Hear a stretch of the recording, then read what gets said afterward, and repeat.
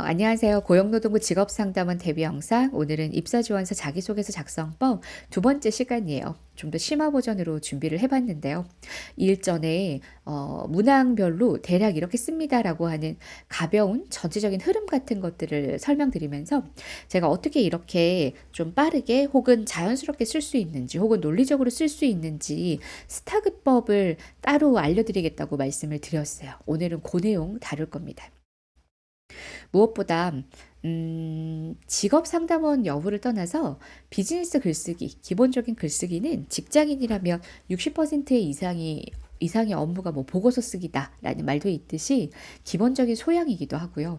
무엇보다 직업 상담사, 직업 상담원은 자기소개서라고 하는 주요한 섹션을 다루고 있기 때문에 이 글쓰기 자체를 잘하는 건 본인도 또 내담자에게도 도움되는 기술입니다. 그래서 어디든 쓸 수 있는 이 구조화 기술 오늘 시작해 볼게요. 먼저 이와 참 닮아 있는 하버드 글쓰기 비법 먼저 좀 소개해 드리려고 하는데요. 하버드 졸업생들이 본인이 뭐 전공했던 거, 또 학교에 좋은 수업들 많이 있지만 그중에서 제일 도움이 되었던 수업을 꼽는 게 글쓰기 수업이래요. 이 150년 전통의 기술이 있다고 하는데요. 이 책 한 권을 다 보게 되면 또 좋은 내용들이 굉장히 많지만 가장 핵심적이고 중요한 오레오 공식만 제가 딱 알려드릴게요. 여기 나와 있는 것처럼 오레오는 두 문자를 딴 건데요. 이 첫 번째 오는 오피니언이에요. 의견을 주장하는 거고, 두 번째 R은 이유대기, 그래서 리즌 항목이고요. 세 번째는 이그젠플, 구체적인 사례를 드는 항목이에요. 마지막 네 번째는 오피니언의 반복입니다. 근데 뭐 똑같이 복붙하면 이상하니까 얘네들을 조금 다른 문장이나 다른 방법으로 혹은 강조할 수 있는 포인트들을 더해서 마무리를 하는 건데요. 얘랑 비슷한 게 우리 이제 학교 때 배웠던 수미상관의 구조라는 말 생각이 나세요? 어렴풋하게 기억이 나실 것 같은데요. 이 시작과 마지막을 맞춤으로 해서 조금 안정적인 혹은 뭐 운율을 강조하는 효과를 주잖아요. 근데 그럼에도 불구하고 우리는 강조의 효과로서 이런 거를 많이 사용합니다. 우리 꼬맹이들이 웅명 같은 거 할 때도 마무리에는 항상 좀 반복적인 내용들로 크게 외치고 끝나는 것처럼 말이죠. 그래서 얘를 가지고요. 제가 대략적인 이지 가이드를 한번 내봤는데요. 이런 흐름이 될 것 같아요. 발표를 하든 글을 쓸 때든 마찬가지예요. A라고 하는 걸 제안합니다 하고 의견을 주장하고요. 리즘 파트에서는 A를 통해 B를 향상시킬 수 있다고 생각합니다. 혹은 B를 향상시킬 수 있습니다. 구체적인 이그젠플을 통해서 네모네모 기업 외에 12개 기업에서 그래서 A를 사용을 하고 있고 또 구체적인 좀 정량화된 수치화된 데이터 같은 것들을 자세하게 설명해 줄 수도 있을 것 같고요. 마지막으로 5에서는 또 이러한 이유로 A를 반드시 채택해야 된다고 생각을 한다. 혹은 이러한 이유로 A를 2분기부터 시행하고자 한다라고 하는 형태로 얘기를 해볼 수가 있겠네요. 뭐 여기 들어가는 사례들이야 워낙 여러분들의 이야기로 충분히 변경을 할 수가 있기 때문에 그냥 기본적인 내용으로 제가 상상해서 작성을 해봤습니다. 그러면 이 오레오라고 하는 것들도 우리가 한번 체크를 해봤는데 얘랑 닮아 있다라고 말씀드린 스타 기법 조금 더 자세하게 들어가 볼게요. 지금부터 스타 기법 알려드리겠습니다. 얘도 두 문자예요. 첫 번째 S는 situation이고요. 제가 그냥 한글로 적어놨어요. 상황이라고 하는 표현으로 볼 수가 있겠습니다. 전반적인 상황을 설명하거나 OR 두 갈식으로 이제 핵심이 되는 걸 앞에다 전방 배치하는 것이다 라고 생각을 해볼 수가 있겠고요. 이 두 갈식 문장이라고 하는 건 비즈니스 문서의 핵심이다 라고 볼 수가 있겠죠. 그리고 두 번째 포인트는 바로 과제, 타스크라고 해서 여기 스타 구조의 T를 의미하는 부분인데요. 타스크는 보통은 뭐 할 일이나 목표 혹은 과제 그 자체로도 표현할 수가 있겠지만 자기소개서에서는 조금 더 풍부하게 내가 이 주장을 왜 하는지라고 하는 이유나 동기가 될 수도 있고요. 내가 했던 일의 목표가 될 수도 있고요. 혹은 플러스 알파 전에 난관이라고도 표현하는 경우들도 많이 있습니다. 왜냐하면 똑같은 일을 한다 할지라도 난관이 있으면 더 어렵게 느껴지기 때문이죠. 그리고 세 번째 포인트는 구체적 행동, 해서 액션인데요. 그래서 행동이니까 앞에 있는 목표를 그래서 내가 어떻게 해나갔냐면 이라고 하는 이런 사례를 그대로 써주는 것이다 라고 생각해 볼 수가 있겠어요. 그래서 이것의 힘은 근거가 되기 때문인데요. 우리가 입사 지원의 현장에서 취업의 현장에서는 아무래도 주장만 남발하는 즉 좋은 말만 되풀이하는 경우들이 있는데 그렇게 되면 다들 좋은 말을 하기 때문에 그게 진실인지 알기가 어렵습니다. 어떤 것들은 어떤 성적이라든지 어떤 또 수료증이라든지 하는 것들로 증거를 들이밀 수가 있지만 우리 일상의 사례들 예를 들어 성실하다든지 아니면 내가 항상 최선을 다하는 삶의 태도를 가지고 있다든지 하는 것들은 드러낼 수가 없잖아요. 마음이나 뇌를 열어 보일 수가 있는 게 아니니까요. 그럴 때의 근거가 되는 건 내 스토리 자체를 그대로 들려주는 것밖에 없다라고 저는 생각을 합니다. 그래서 이 근거가 되기도 하고 스토리텔링이라고도 표현할 수가 있을 것 같아요. 가장 마지막으로는 리절트라서 알 결과인데요. 상황을 다시 한번 그러니까 두 가지 문장을 다시 한번 결과적으로 정리해 주는 효과도 있고요. 여기에서 여러 가지 기술들을 조금 덧붙여서 글을 완성도 있게 마무리할 수 있는 부분이 되기도 합니다. 얘만 봐도 이 앞에 있는 오레오 맵이랑 굉장히 비슷하다라는 걸 볼 수가 있죠. 제가 좀 쉽게 흐름을 한번 보여드려 볼게요. 예를 들어 "저의 장점은 땡땡입니다."라고 해서 두 괄씩이라는 전략을 통해 이 첫 번째 문장을 적용을 했네요. 그리고 나면 두 번째로 타스크, "땡땡 활동할 당시에 어떤 상황이었다."라고 하는 여기서는 "어려운 난관이었다."라고 하는 걸 표현을 해 봤고요. 혹은 "이것을 해야 되는 상황이었다."라고 하는 목표라고도 볼 수 있을 것 같아요. 그리고 세 번째 행동에서는 그걸 해결하기 위해서 내가 이렇게도 하고 저렇게도 하고 했다라고 하는 걸 이렇게 자세하게 얘기를 해주는 항목입니다.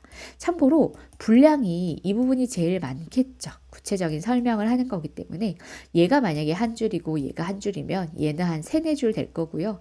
그리고 뭐 마지막에 한 줄 정도로 끝난다라고 볼 수 있을 것 같아요. 그리고 리절트 그 결과 땡땡땡땡한 결과를 냈습니다. 그런데 여기에서 제가 정량과 정성이라는 또 플러스 알파라는 표현을 썼는데요. 정량은 수치화된다라는 표현이에요. 그래서 3등 했어요. 그래서 98% 달성했습니다와 같은 이런 수치화될 수 있는 좀 객관적인 데이터량 내용들을 정량적이다라고 표현하고요. 그리고 정성적이다라고 하는 건 뭐 이런 의미예요. 그렇게 해서 내가 뭐 최선을 다하면 좋은 결과가 있다는 걸 깨달았다든지 덕분에 좋은 어떤 칭찬이나 평가를 받았다라든지 약간 수치화할 수 없는 결과값들이라고 볼 수가 있겠네요.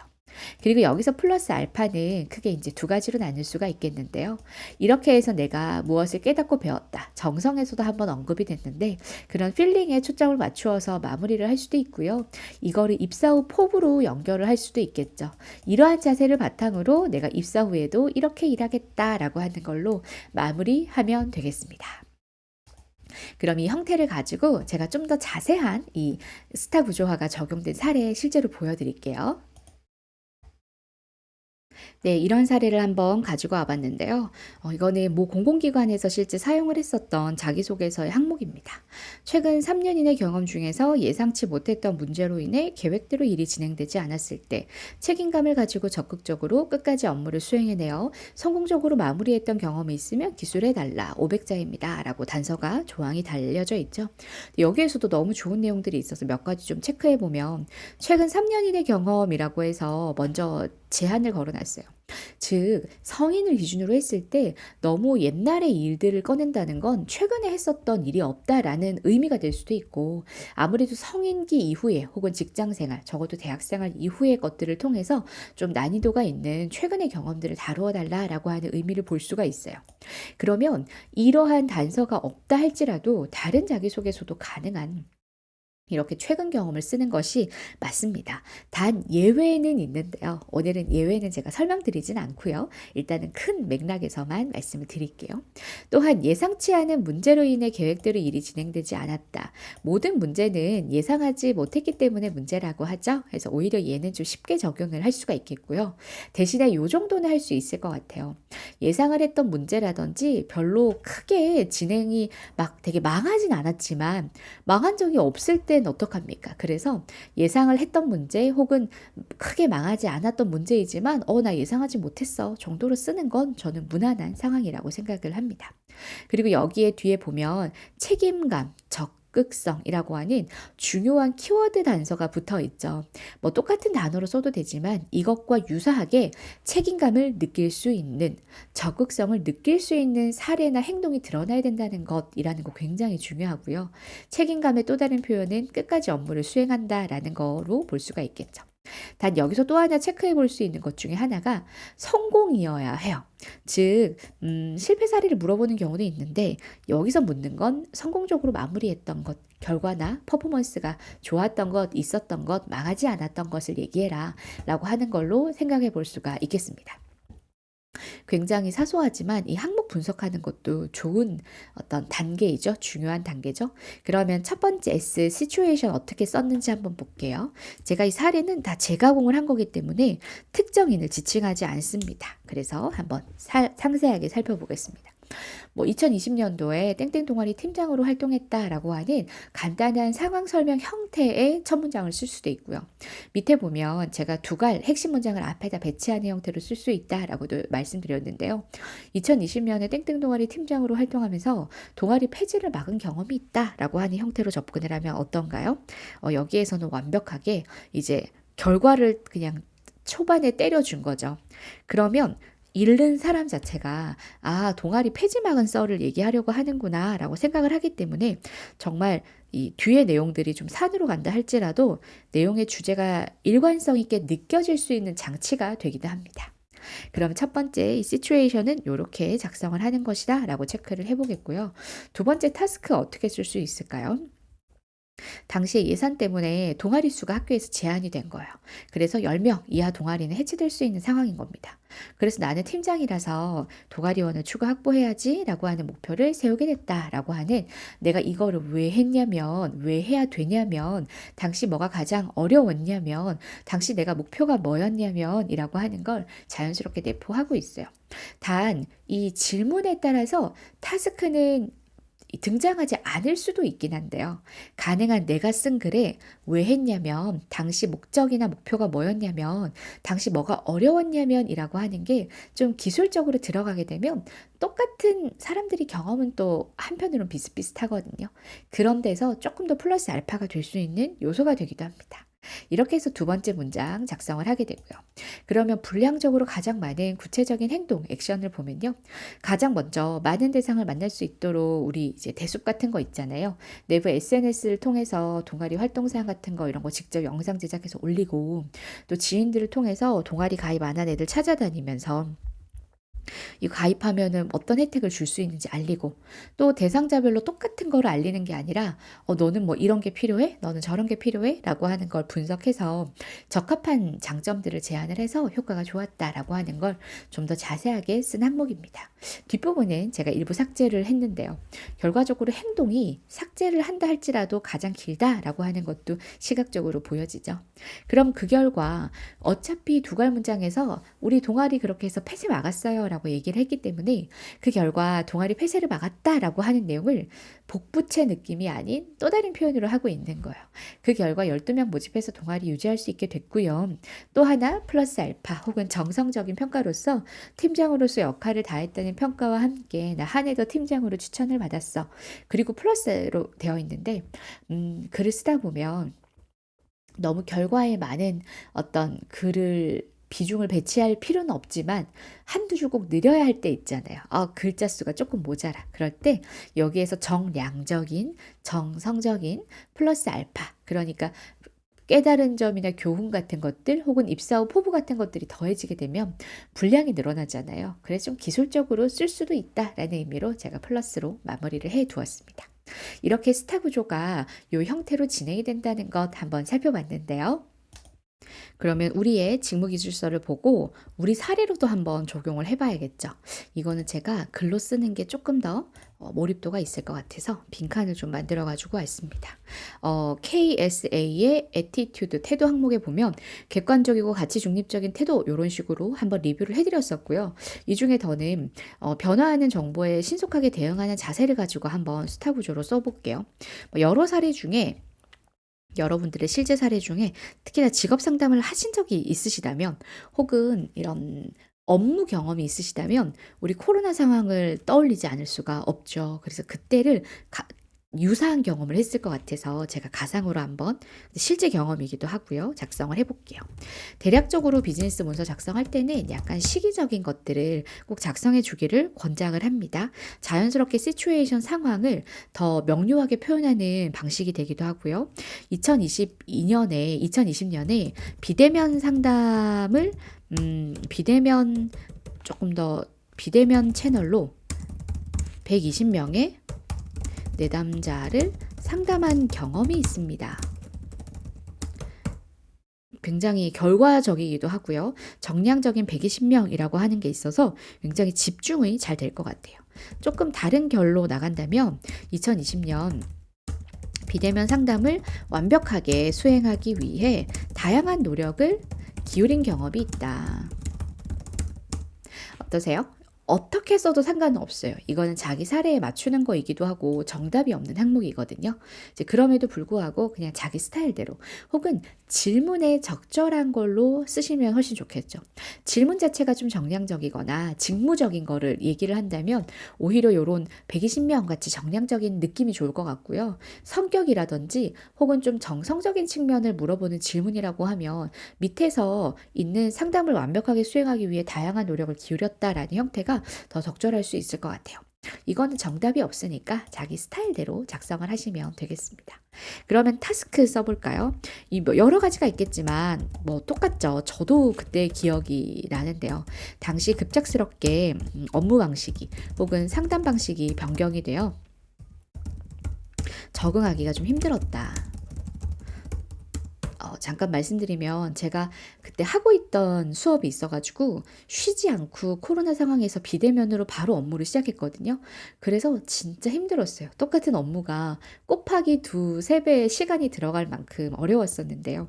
덕분에 빨리 적응한 덕분에 다른 일들이 수월하긴 했었습니다. 여튼 이렇게 타스크, 난관 이런 거다라고 생각을 해볼 수가 있겠고요. 혹은 나의 어떤 자발성이나 목적성을 드러나기 위해서 이런 표현을 덧붙여줘도 좋을 것 같아요. 하지만 안전을 위한 선택이었기 때문에 혹은 내담자를 위한 방식이었기 때문에 이러한 형태들로서 발빠르게 자료를 찾고 연습에 집중했습니다 하는 형태로도 얘기를 해볼 수가 있을 것 같아요. 집중했습니다. 즉 타스크는 있어도 되고 없어도 돼요. 타스크가 없어도 괜찮거든요. 그래서 타스크를 못 쓰겠다 하시는 분들은 스타 구조에서 T를 빼고 SAR을 먼저 쓴 다음에 예래에서 조금 더 좀 조미료를 칠 수 있는 게 뭔가? 라는 생각을 가지고 늦게 쓰셔도 돼요.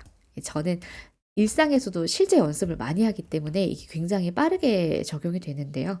잘 안 되시면 다 쓰고 나서 생각하셔도 괜찮습니다. 그럼 구체적인 액션은 어떤 게 있을까요? 비대면, 예를 들어 줌이라고 하는 도구를 해야 된다면 먼저 관련 도서를 통해서 기본적인 방법을 숙지했다라는 것들도 되겠고요. 실제 이렇게 하셨을 것 같은데 업무 중 회의 그리고 안내사항 같은 것들은 팀원들의 협조를 구하여 다 비대면으로 변환했다. 그래서 덕분에 실전 연습에 기회를 쌓을 수 있었다라는 것들이 될 수도 있겠죠. 또 어떤 게 있을까요? 저는 의도를 가지고 한 건 아닌데 제가 그 스터디를 하고 있는 게 꾸준히 있었거든요. 그러면은 주말 스터디에서도 비대면 방식을 적용하여 여기서는 다른 사람에게 프로그램 사용 방법을 알려주는 기술도 습득할 수 있었다 라는 형태의 이야기가 나올 수 있을 것 같아요. 예를 들어 이런 식으로 접근을 할 수가 있겠죠. 조금 늘어지니까 제가 살짝 삭제를 할게요. 이렇게 해서 여러분들이 실제 하셨던 거를 바탕으로 여러 가지 구체적인 액션들을 선보일 수가 있게 됩니다. 그러면 그 결과 어떻게 될 수 있을까요? 그 결과 액션이라고 하는 항목에서는요.